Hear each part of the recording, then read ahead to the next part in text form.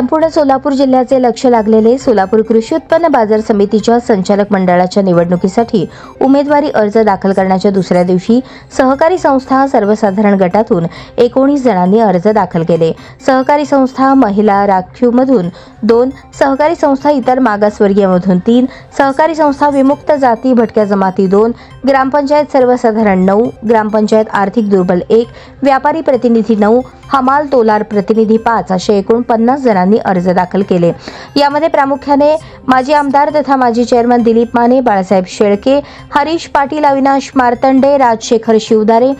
दक्षिणचे नेते सुरेश हसापुरे, राजेंद्र सुपाते, बाळासाहेब पाटील, केदार उंबरजे, भीमाशंकर रमण शेट्टी, धनेश अचलेरे, संतोष पवार, केदार विभूते, अण्णप्पा सतुबर, इंद्रजित लांडगे, सिद्धाराम हेले अशा प्रमुख